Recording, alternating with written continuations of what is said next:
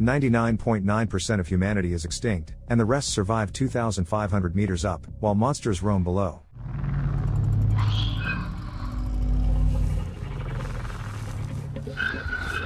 In the near future, the world changed forever. Mysterious sinkholes began to appear across the planet, plunging major cities into chaos. From the depths of the earth, terrifying monsters emerged. Modern weapons were ineffective against them. Bullets only slightly slowed them down without inflicting serious damage. The monsters' sole purpose was to wipe out humanity, leaving only a few survivors. The only place where people could hide was on mountain peaks at an altitude of 2,500 meters. 3 years later, in the Rocky Mountains of Colorado, at an altitude of 2,360 meters, 140 meters below the safe zone, a young boy named Hunter descends into a dangerous area inhabited by monsters. Unafraid of encountering them, he decides to take a walk through the rocky terrain. Finding a spot at the edge of a cliff, Hunter uses binoculars to observe a nearby settlement where those who managed to survive the monster attacks are hiding. He dreams of being there, as it's full of children, but he knows how dangerous the journey would be. Suddenly, he hears a noise behind him, realizing it's the monster known as the Reaper. In the danger zone, Hunter decides to flee and begins climbing the mountain. The monster pursues him, but fortunately, Hunter manages to make it beyond the 2,500 meter mark.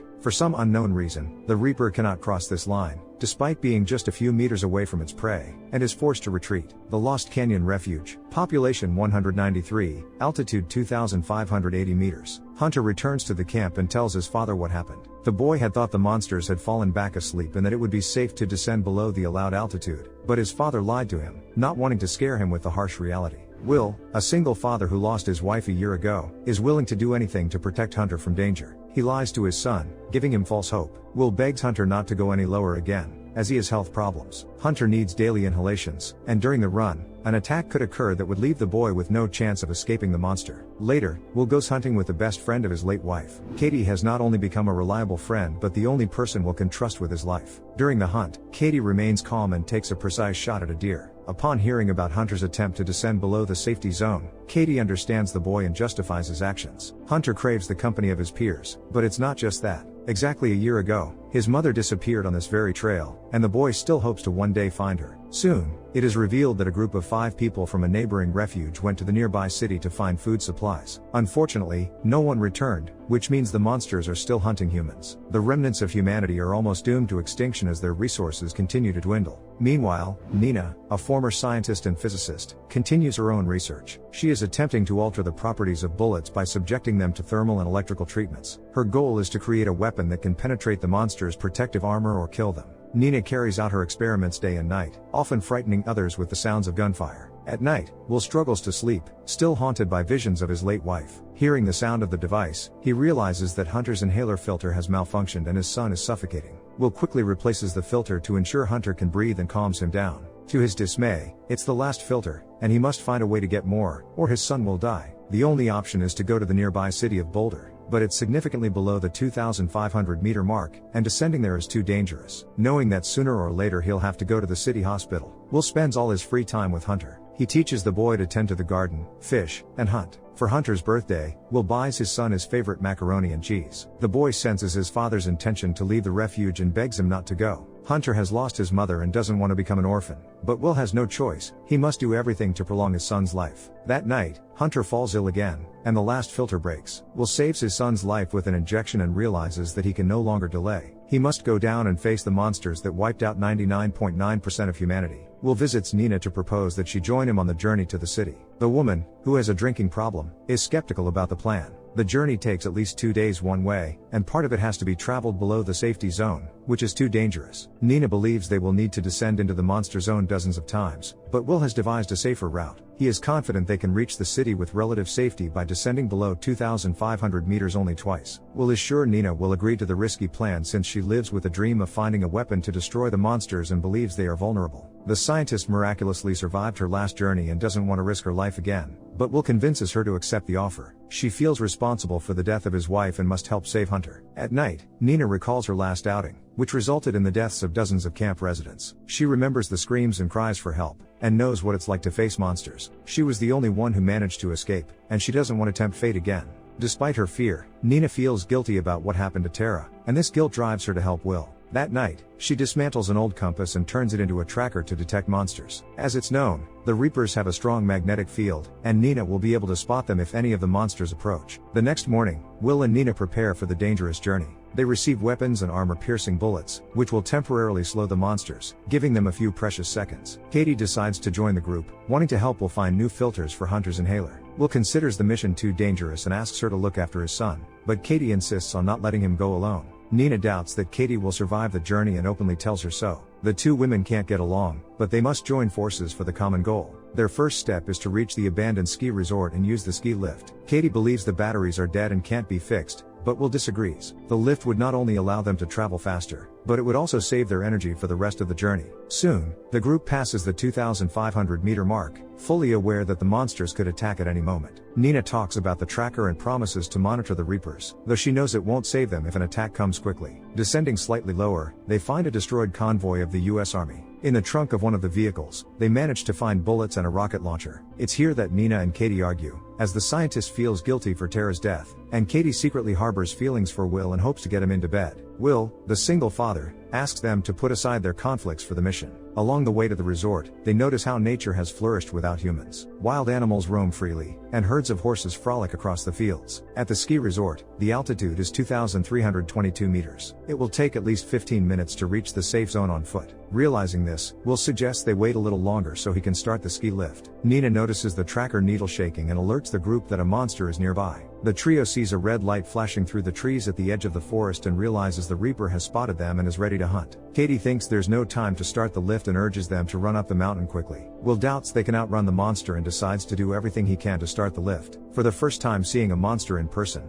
a frightened Katie shoots at it with a rocket launcher. She naively believes the explosion could harm the Reaper, but soon realizes she was mistaken. The rocket shots only anger the monster, causing it to attack the group. At the same time, Will changes the old battery, allowing him to start the ski lift. Once on the lift, Will and Nina shoot the monster in the head, hoping to slow it down, but the Reaper continues to rapidly approach and tries to tear apart the cable to break the lift. This gives Katie a few seconds to climb one of the lift's poles. As the lift passes beneath her, Katie jumps, but does so a bit too late. Will grabs her hand just in time, preventing her from falling. The monster continues attacking the lift, causing increasing vibrations, which ultimately make Katie fall. Will and Nina also jump down to help her reach the 2,500-meter mark. The trio, with their last reserves of strength, manages to run to safety, narrowly avoiding the monster. That evening, Nina, Will, and Katie decide to stay overnight in a resort cabin at an altitude of 2,520 meters. Traveling is too dangerous, so there have been no people around for a long time, and the supplies of food and alcohol are almost untouched. This allows the trio to drink and relax a little, while discussing the reasons behind the appearance of the monsters. Will suggests that it could be divine punishment for humanity's failure to value life and resources. Katie sees it differently, believing the Reapers have become the top predators in the food chain, with humans being nothing more than food for them. Nina, as a scientist, strongly disagrees with these ideas. She understands that the monsters have wiped out almost all of humanity, but haven't attacked animals, fish, or birds. In her view, the Reaper's sole goal is to exterminate humanity, though the reasons behind such cruelty remain unknown to her. That night, Will struggles to sleep, once again remembering his late wife. A year ago, Tara decided to join Nina's expedition for the same reason as Will, to go to a hospital and find filters for an inhaler, but she failed. The next morning, the trio heads for the mine, the entrance of which is at an altitude of 2,510 meters. Will informs them that the mine is 3 kilometers long,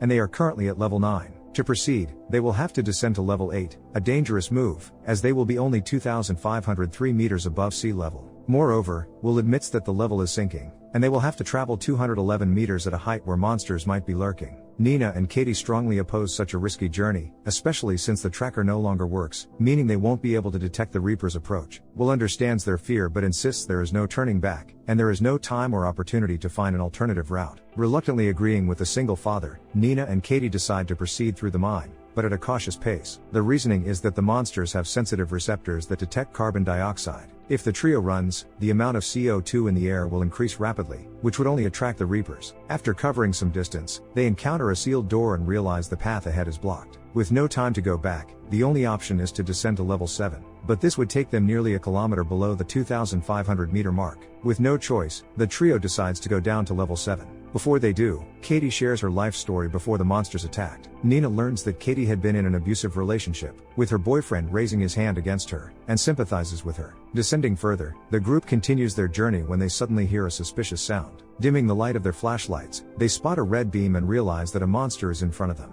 The trio tries to escape, aiming to climb back up, but the Reaper is too close and catches up to them. They are forced to hide in a rock crevice, hoping the monster won't detect them. The Reaper has special tentacles with sensitive receptors, and the only way to hide from it is to hold their breath. The trio manages to do this, after which Will distracts the monster with a smoke grenade. Finding a passage, Nina and Katie start clearing rocks to move forward. At one point, Katie thinks the exit to the next level is close and hurries ahead, but makes a huge mistake. When she returns to the mine, she finds herself right in front of the monster. It immediately pierces her chest with its tentacles and drags her away. Nina and Will grieve for her but know they must keep moving, as the monster could return for them at any moment. Moments later, Nina spots a ladder, allowing them to climb up and escape the mine. That evening, Nina and Will reach the ranger station, where they find not only food and a place to sleep but also an old SUV. During dinner, Nina admits that she agreed to join the expedition in order to reach her old laboratory. She believes that certain chemicals could be used to create new bullets that, upon contact with the monster's electrified armor, would create a voltage difference of millions of volts, leading to an explosion. Will doubts that such bullets can be made but agrees to go to the laboratory as soon as they find Hunter's inhaler filters. The next morning, Will and Nina head to a town located slightly above 1,800 meters. They first go to the local hospital to search for the filters. After searching through several rooms, they make their way to the 5th floor, where they find the necessary supplies. Realizing that the monster is nearby, they attempt to flee, but the Reaper attacks them with its tentacles. Will and Nina climb to the next floor, but the monster continues to pursue them. At one point, the Reaper grabs Will, but Nina saves him with an axe. Trying to find a way to slow the monster down, she uses a smoke screen, but Will comes up with a more dangerous and effective idea. Asking Nina to hide, he waits for the monster to attack him and then shoots at oxygen canisters. The resulting explosion sends the Reaper flying out of the window, crashing to the ground. The duo realizes that they likely haven't done much damage to the monster, but they now have time to head to the laboratory. In her lab, Nina tests the theory for creating more effective bullets capable of destroying the monsters. She treats a bullet with a special chemical compound and asks Will to wait for a few minutes while she runs an experiment on the Reaper's armor. Will notices a family photo on her desk and realizes that Nina has been turning to alcohol because she lost her family. On the day of the attack, she had been in the lab studying cobalt properties instead of spending her last moments with her family. Nina still blames herself for this, but Will reassures her, telling her that she is not to blame for what happened. Nina begins her experiment with the new bullet but fails. She realizes this may be her last chance to create an effective weapon. Resolute, she urges Will to leave her and return to the safe zone, reminding him of his duty to his son and the filters he must deliver for the boy's inhaler. She points out the spare car in the parking lot, promising to follow him if her efforts succeed.